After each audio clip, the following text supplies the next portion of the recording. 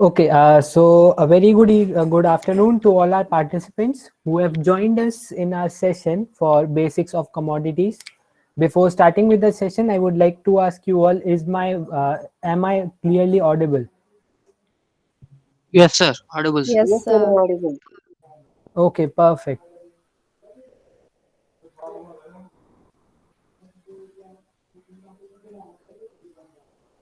I hope my screen is visible now. Yes, sir. Yes, sir. Okay, so as you all know, today's topic of discussion will be basics of commodities market.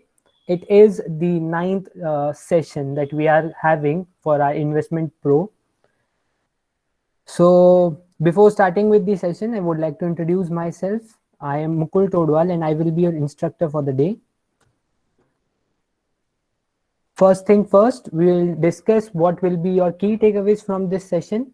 The whole session will move into, like, first we will talk about some introduction to derivatives market, then basics of futures and options. Then we will discuss what actually is commodity, what are the different commodity exchanges, what are some actively traded commodities in the market, and why commodity market is better. Then we will discuss what are the key points that you need to keep in your mind while you are trading in commodities market, and what are the different modes of trading. So you all might be wondering why we are covering derivatives again and again. Why, like, we have already discussed futures and options earlier as well, but why we are again we will be discussing futures and options in our session. This is because commodities market is a market which works only, like, majority of its working, its functioning happens in derivative section only. So that is why it is really important for us to discuss these points again. Also, if someone has missed out our previous sessions on futures and options, then it will be a kind of introduction to them as well about these topics. And for those who have already watched our futures and options session, it will be a more a sort of a revision for them. So let's get started. First of all, we will discuss what is actually derivatives. A derivative is a security with an underlying asset. So the value of a derivative is determined based on the underlying asset. Most common underlying assets include stocks, commodities, currencies, and market indexes. It is characterized by high leverage, and this is one of the major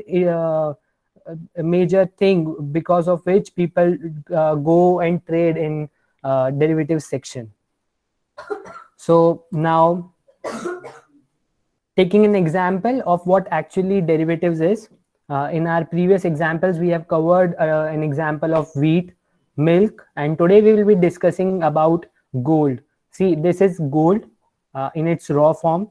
Now, once it is like it goes under some process, these are the different underlying, like, these are the different things which comes into play once you utilize, or once gold is like added some value. Okay, so this gold will be as marked as an underlying asset, and these things like gold coins, gold biscuit, and gold all these like gold jewelry and all these things will be termed as an underlying asset.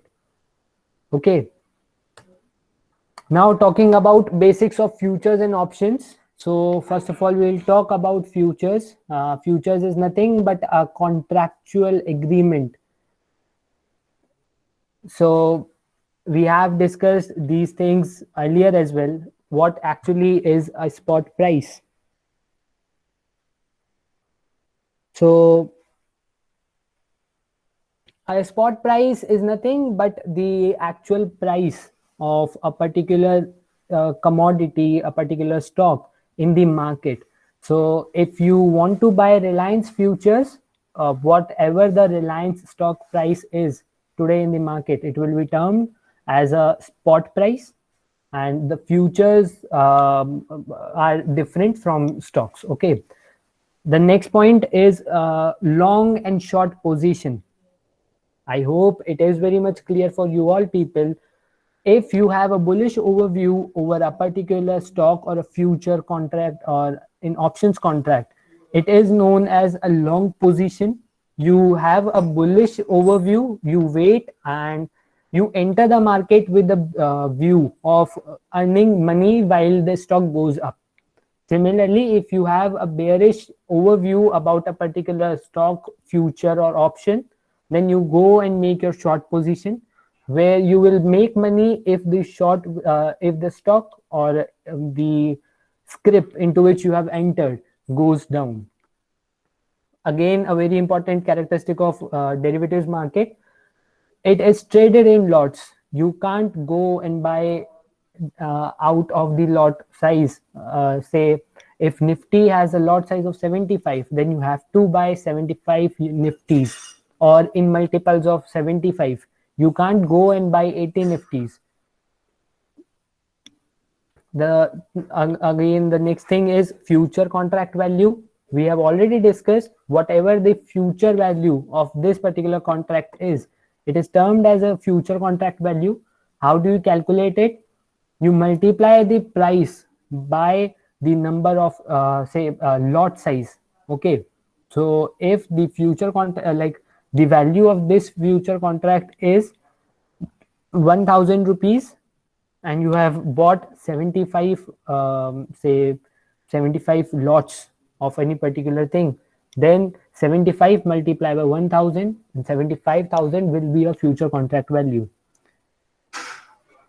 While you are making any position in futures or options or in any derivatives market, then you just need to pay a certain margin money only. You don't have to pay the whole amount of money. Another characteristic of futures market, you have unlimited profits. You can make unlimited profits, but you can also incur unlimited loss. Why I am telling you? Because you have to maintain a certain sort of premium amount in your trading account at every time. If you will fail to maintain that particular margin amount, or the margin amount, yes, so your broker or broking agency will give you a call about this. They will warn you certain period of time, but if you don't hear to them, they will square off your position. No matter you are making loss, and whatever to extent it is, they will square off your position and they will completely clear off your futures contract position. Fixed expiry date, as we all know that there are three expiry dates. The first month is near month, the second month is next month, and the last month is termed as a far month. M2M, which we also know as mark to market. We have already discussed an example of this while we were doing our session on futures. Taking in another example, say we have a balance of 10,000 rupees in our trading account. We bought a future contract of silver, the worth rupees 65,000, but we don't have to pay whole 65,000 amount straight away. We have to maintain a margin amount. So let's suppose, according to the calculations that were given by our broker, the margin amount required was just 4,500 rupees. So this 4,500 will get deducted from my 10,000 rupees. The account balance I have right now is 5,500 rupees. If say the price of the silver future contract goes up and it reaches to 65,200 rupees, this 200 rupees will be my mark to mark profit and loss, and it will get added to my ledger balance of 5,500, and it will give me a balance of 5,700.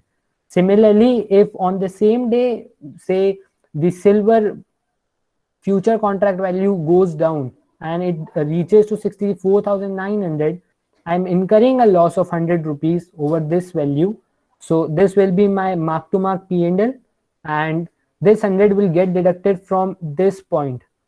and I will get 5600 rupees. Now let's suppose the silver contract price closed at 65,300.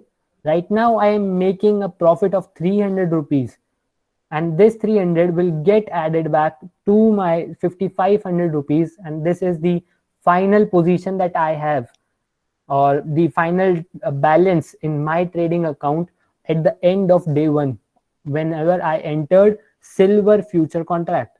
If suppose on day two it opened at any level but it closed at 65,500, I'm making a profit of 500. So this 500 will get added to this amount and will get 6,000 rupees. Or else what you could have done is 65,500 minus 65,300, you are getting a profit of 200 rupees today. You will add it 200 rupees in 5,800 and you'll get 6,000 rupees.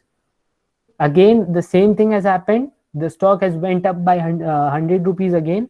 So either you could have written over here as 100, or I'm taking this as a base. So that is why I have taken 600 as my profit, and this is what I added to 5,500 in order to get 6,100 rupees. If say on day 4 I squared off my position at 65,350, 350 is my amount of profit that I have made in this whole procedure. Since I have squared off my position, my margin that has been blocked earlier will get back into my ledger account. So this will get back into my ledger account, and I have made a profit of 350 rupees. So that will be added in my trading account balance. Finally, I have made a profit of 350, and my last balance in my ledger account is 10,350. I hope you all are clear with what we actually know about M2M. Sir, can I explain this whole again? Okay, say you have 10,000 rupees in your account. You want to buy silver future contract. So the worth of silver future contract is 65,000 rupees. But since you are dealing in derivatives market, you don't have to pay whole amount. It is just some sort of a percentage amount that you have to pay. So let's suppose as per our calculation, it is 4,500 rupees. That amount is something what you have to pay right now. So what will happen is 10,000 minus 4,500. What this is what the amount that has been blocked in your account. So this amount is something which you have in your account right now. You can trade as per your wish with this amount, but this has been deducted now. Let's suppose you entered into the contract at 65,000 rupees. Now the price has gone up, and the silver price future contract price is 65,200. So you are making a straight away 200 rupees profit, right? So this 200 rupees will get back added to your this amount, and it will give you 5,700 rupees. Let's suppose this is not the scenario. You made a loss. Okay, when you entered these future contract of silver, it was at 65,000, but it has gone down by 100 rupees now. So what will happen is you are making a loss of 100 rupees now. You will deduct 100 rupees from this 5,700. You will get a value of 5,600 rupees now. Okay, and let's suppose by the end, like when the market was closing off, there was a very good increase in the future contract value, and it closed at somewhat 56,300 levels. So now you are making a profit of 300 rupees on your investment. Or what can I say is, you Sir, I just wanted to know that it should be minus 300, no, because 65,200 minus 65,900 is 300 rupees. So it should be minus 300. I'm not taking this scenario now. Please forget about this. we'll just take this and this as an example. Okay, just forget about this. Over here, you will get 5400. Okay, so this Okay. is a problem. This is the mistake we have committed over here. It will be 5400 only. Okay, so this will be 5400. For those who didn't understand this, see, we have a balance of 5500 in our account. The future contract value was 65,000. It went down by 100 rupees, and the value is right now 64,900. So you are making a loss of 100 rupees. You will deduct this 100 from 5500, and you will get 5400 as a balance in your account. Now say, let's take an example that from this level, by the time the market closed, this future contract went up to a level of 65,300. So you are making a profit of 400 straight away. You will deduct 64,900 from 65,300. The difference is 400. So this mark to mark P&L will be 400. Since our value over here was 5400 as per our calculation, 5400 plus 400 will give you 5800. Are you all with me till now? Yes, sir. Okay, perfect. And on the very next day, it closed at somewhere 65,500 levels. So you are making a profit of 200 straight away. So you can add 200 to this so that you will get 6,000 rupees. Over here in our example, I had taken this as a base year or a base rate so that I can easily calculate what is my mark to mark profit. That is why I have written over here as minus 100, not minus 300 or minus 400. Okay, so we have done till this, and again on the very next day you have made a profit of 100 rupees over this compared with the previous day. But as compared to the initial day, the first day, you have made a profit of 600 rupees. So this will be your 600. You will add 600 to 5500 and you will get 6100 rupees as your ledger account balance. On day 4, you squared off your position. The value went down a little bit, but you were in profit of 350 rupees as compared to this. At this day, your margin amount, which has been blocked earlier, will be released back because you are squaring off your position. This will also get added back to your account, and you will you are making a profit of 350 rupees. So this amount will also be reflected in your ledger balance, and 10,350 is the balance which you have after squaring off your position in this particular silver future contract. Okay, so are you now clear? Yes, sir. Okay, so we will move quickly to options. So what actually options are? It is just a contract that gives you a right to buy or sell a particular script, but you don't have any obligation. Again, the same thing is over here. You have to trade in lot size only. Options premium is the token amount that you pay in order to buy that option contract. Okay, there are basically two types of options: call options and put options. Call option is an option which you purchase when you have a bullish overview on a particular script, whereas put option is a contract which you buy when you have a bearish overview over a particular script. Okay, so over here the only difference between options and future market is limited loss and unlimited profits.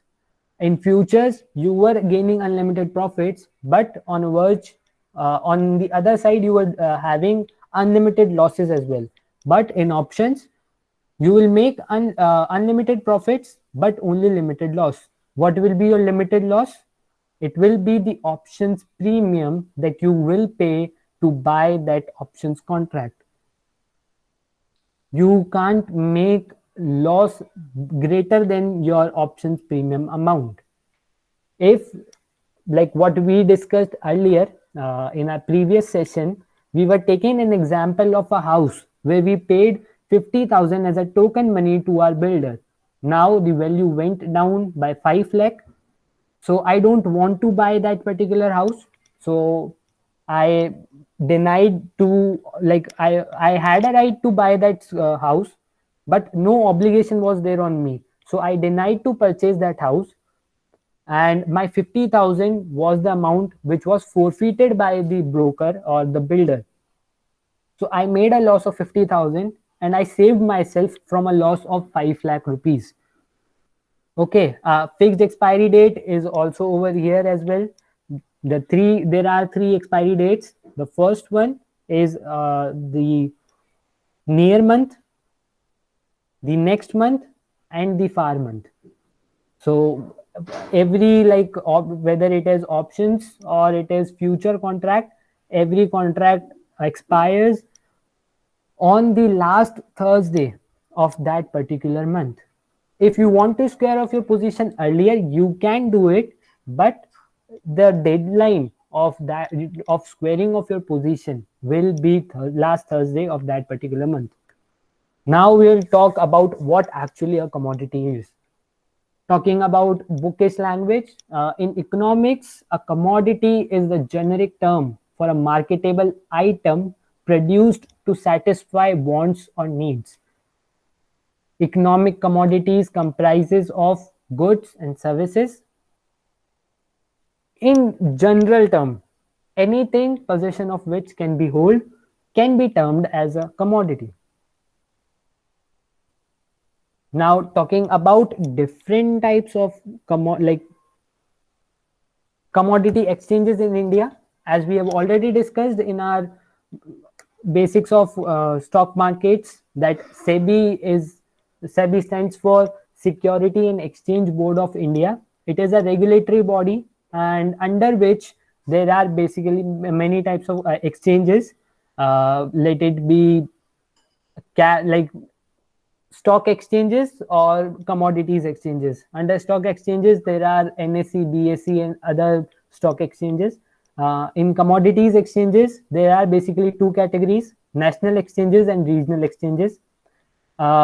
In national exchanges, NCDEX and MCX are the most common and most renowned exchanges. NMCE is also there.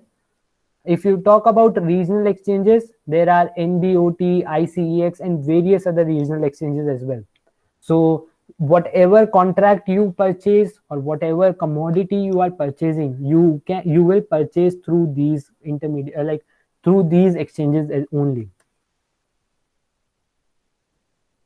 Talking about two major exchanges, MCX and NCDEX, where MCX stands for Multi Commodity Exchange of India Limited, and DEX stands for National Commodity and Derivatives Exchange Limited. See over here, you can see Derivatives Exchange Limited.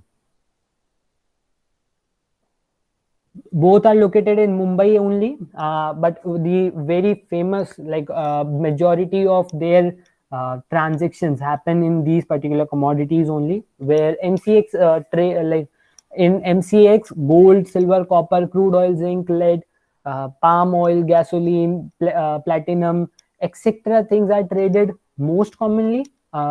In NCDEX, gore seed, bean, soy, turmeric, wheat, red chili, maize, all these type of commodities are traded. So if you can see over here, majority of traded commodities are natural resources like gold, silver, copper, lead, palm oil, natural gas. Over NCDEX, you will see that most of the things are related to agricultural products. Let it be seeds, soy, wheat, red chili, maize, kachi ghani, mustard oil, anything. So this is a difference, you can say a point of distinction between MCX and NCDEX. Now we will discuss some differences and similarities between index. But which index? We'll talk about over here as NSE or equity market and commodities market or MCX. Okay, so if you like, if you will see, like we have already discussed that whether it is a future contract or an options contract in equities market, it expires on the last Thursday of every month. Okay, so if you can imagine, like we were from past 2 days we were discussing that there is a near month, next month, and a far month. Okay, so everything was divided month wisely only. But in MCX, if you purchase, say, gold futures or silver futures, silver options, then there is expiry of that contract as well. But it is not standardized. It can happen that the gold future or gold option will expire after 2 months, whereas silver, say silver future will expire only after a month.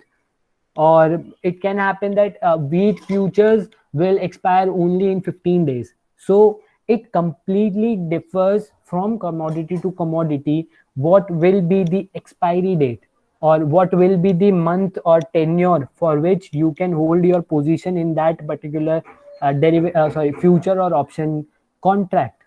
Similarly, like we have already discussed, in equities market, if you are like in equities future contracts or option contracts, last Thursday is the deadline for you all to square off your position. In MCX, it differs from commodities to commodities. Why? Because the time period for holding your position in MCX differs from commodity to commodity. That is why the deadline also varies accordingly.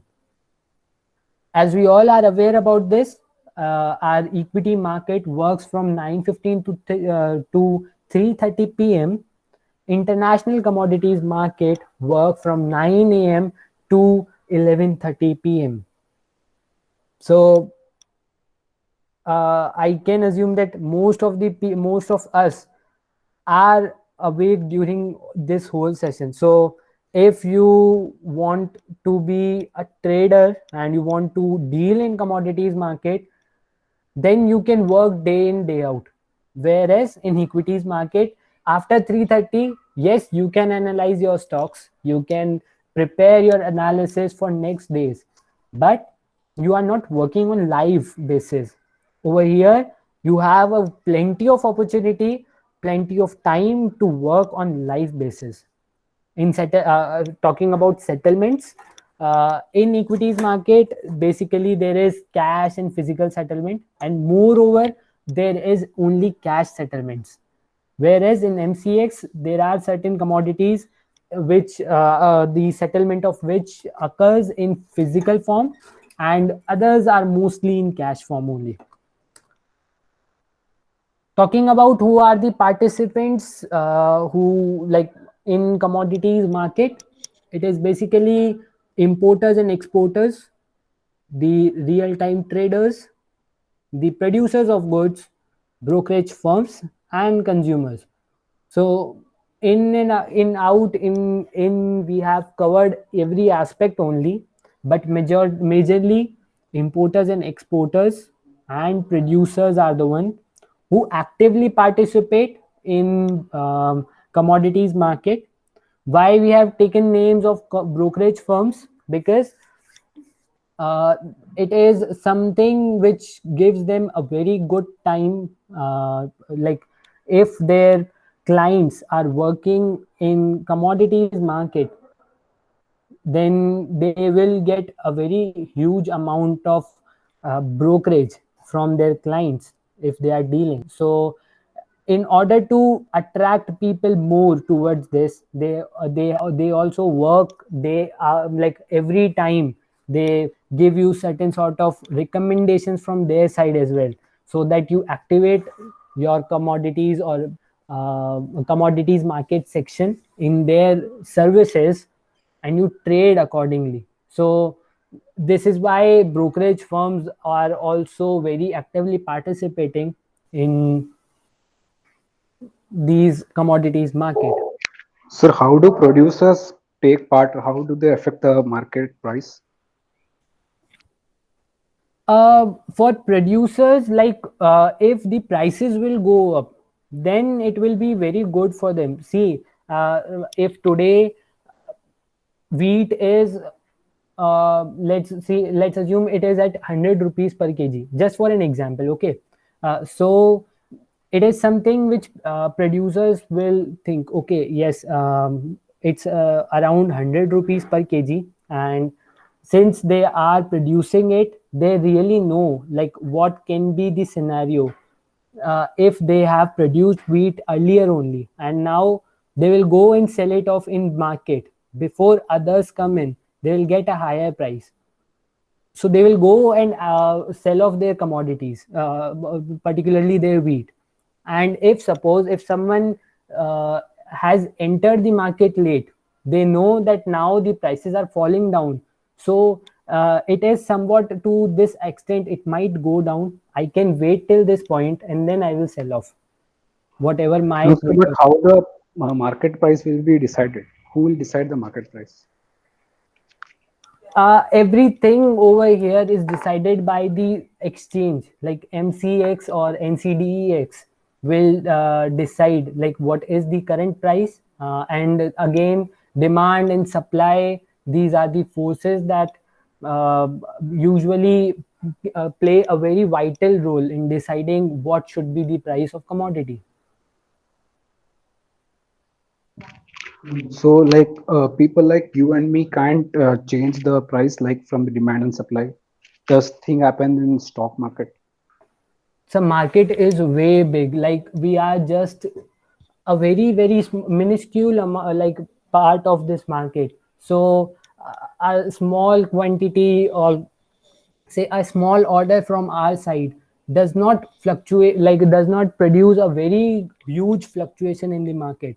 If say today you will buy a future contract of wheat even of 100 kgs, then also it is very less chances that there will be a very huge amount of fluctuation in market, because there are many people who are working like day in and day out in every market. If you will see the charts of any commodity, any stock, you will No, sir, I'm not asking that. I'm asking that if a particular company produces more wheat, then practically its price should reduce, right? So the how does that thing reflect in the market? I'm asking about that.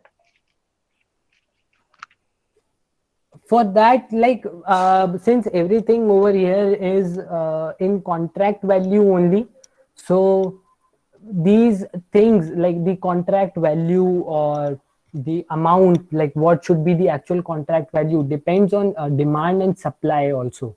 So yes, it might happen that today that the prices of wheat will go down, you will enter the market with a bearish overview, right? But there should be someone who is in at a bullish overview about wheat.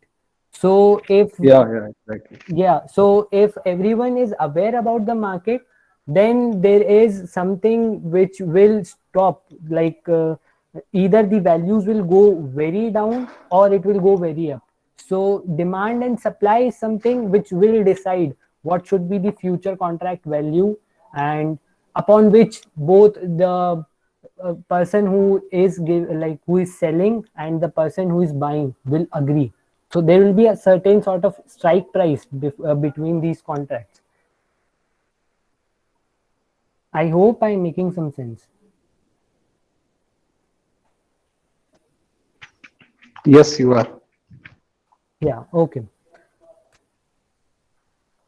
So now talking about some actively traded commodities in market, it is majorly silver, gold, crude, copper, natural gas, aluminium, nickel, zinc, and lead. And one more thing, just like for Nifty, NSE, we have Nifty as an index, and for BSE we have Sensex as an index. We have Bulldex and Meltdex in commodities market, where Bulldex indicates the index of gold and silver future contracts in MCX, and metal dex basically shows you the metal future contracts and options that have been traded on MCX. So silver, whatever the change in silver, gold, and basically these two only will like silver, gold, and I think crude as well will be included in Bulldex. And whatever the changes are there in copper, aluminum, nickel, zinc, lead contracts will directly affect the metal dex.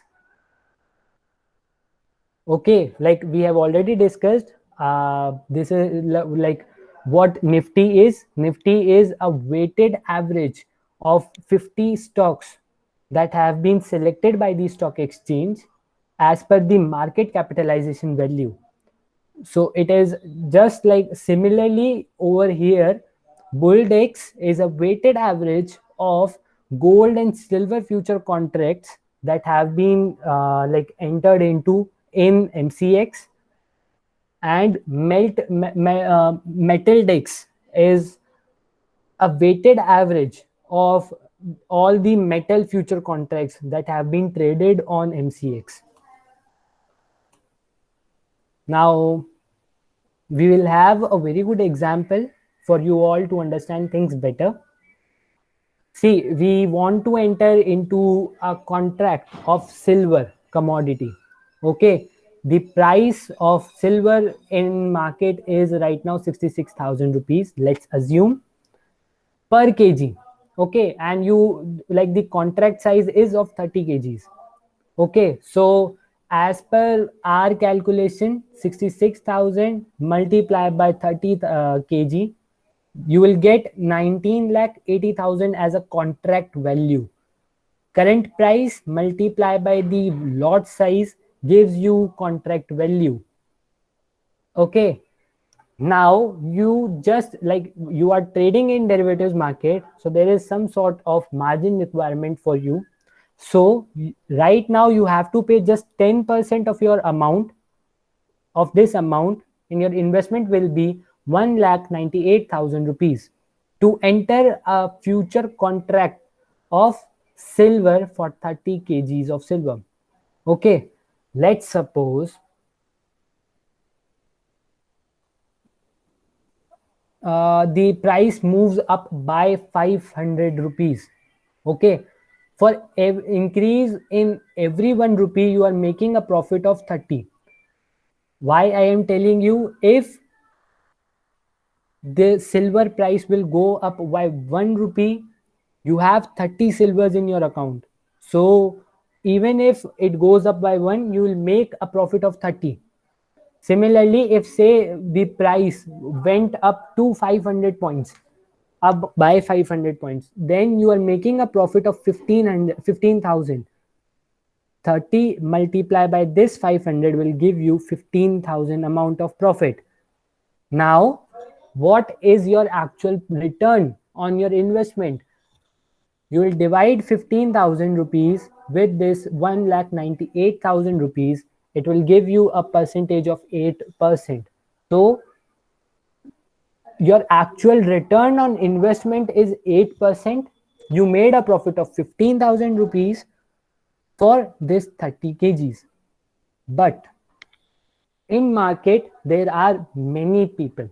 Okay, not everyone is that rich, or not everyone have that capacity to invest such a huge amount in the market.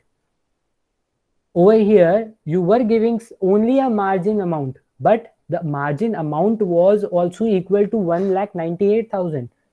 So will anybody buy this? Like if you and me are in market, will we go and buy a contract worth rupees around 2 lakhs? No.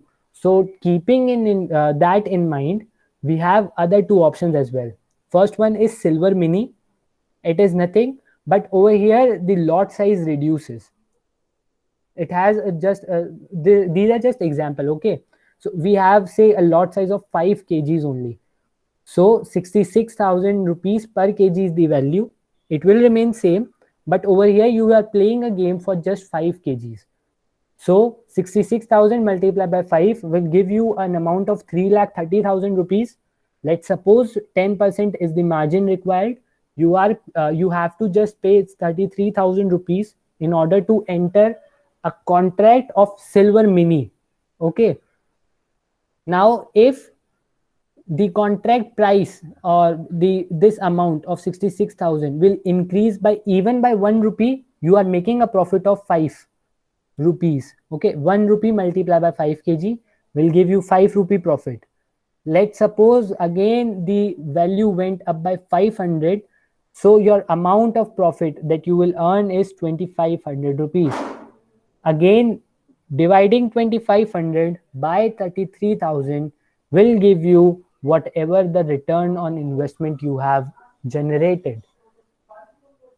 So 2,500 rupees is your profit, and if you term it in percentage form, it is 8% of what you have invested in the market. While we are discussing these things, one thing is for sure, no one, like whoever is trading or whoever is generating some returns in stock markets or derivatives market, no one talks about profit in rupee form. Everyone talks about profit in percentage form. Why is this? Because if say I am investing 10 lakh rupees and I am generating a profit of 20,000 rupees only, yes, I can tell people I made a profit of 20,000 rupees today, but what is benefit of it? Because I have invested 10 lakh rupees and just earned a profit of 20,000 rupees. Similarly, there is a person who has invested just 50,000 rupees and have generated a profit of 20,000 rupees. He is also there and saying, I have earned 20,000 rupees today. So who has played better in the market? How will you differentiate? That is why we calculate return on investment. It gives you a fair picture. Like, what was your return on whatever amount you invested? 20,000 profit was same in both cases. But according to me, the one who invested just 50,000 rupees and earned 20,000 rupees is a clear cut winner in his case, because he had limited resources of 50,000, he invested that and earned 20,000, whereas a person who was having a very huge amount of 10 lakh rupees, who's generating just 20,000 as profit, is something which is not that much appreciable. Okay, so getting back onto our topic, we have another, like just for an example, we have another contract over here. Silver micro is there. The price is again 66,000. Quantity is 66,000 per kg, and the lot size over here is just 1 kg. Okay, so the contract value for you will be 66,000. You have to pay just 10%. That will be 6,600 rupees. If the market price goes up by even by 1 rupee, you will make a profit of 1 rupee only, because over here it is just 1 kg. Price moves up by 500, your value or your profit will be 500 only. And if you will divide 500 by this 6,600, you will get a return on investment of 8%. Okay, so everyone is generating same profit. The only difference over here is the contract size. The lot size is the main difference. I hope I am making some sense and you are clear till this point.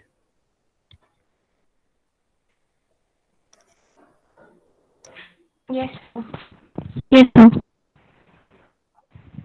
Okay, perfect. So why commodities market is better?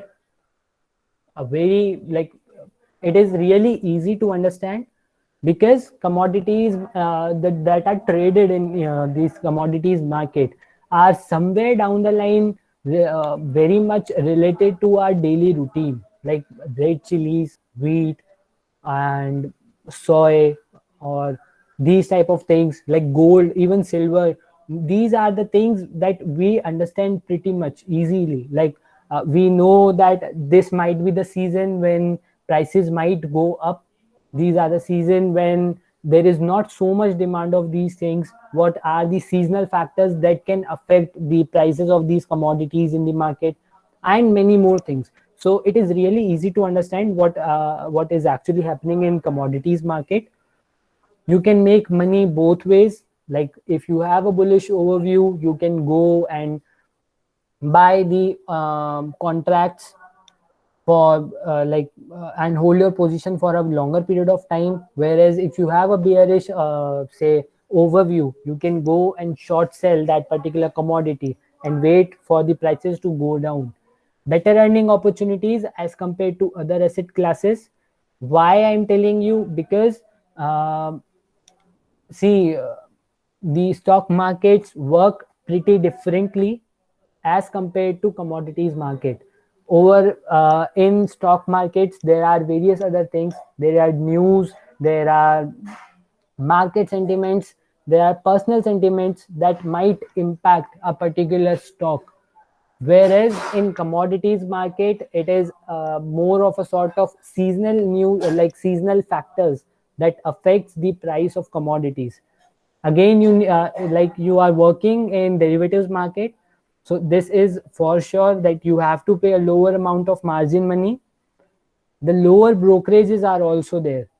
So this is somewhat very similar in all the futures and options. Like if you enter these contracts, the brokerage amount is also pretty much low. Why they have like, even if the brokerage amount is very much low, the brokerage companies earn a very good return or a very good amount of brokerage from these contracts, because over here the game is played on a very lower scale. Like you are entering 19 say 20 lakh rupees contract on just 2 lakh rupees, but the brokerages are calculated accordingly, that the brokerage companies make a very decent return or decent collection from brokerages if they have a very good amount of clients who are working in derivatives market. There is complete price transparency, as we all know that whatever the price is there in market about gold, it is somewhere down the line very close to what is there in, not close, it is actually what is being traded on MCX. Okay, so if today there is a news channel, like you have opened a business news channel, it is showing you that the value of gold is at somewhere to say 50,000 rupees. In markets also it will be 50,000 rupees. So a clear transparency is over there. And yeah, this is what we all had for you all for this session of commodities market. If anyone has any issues or any queries, please feel free to ask me.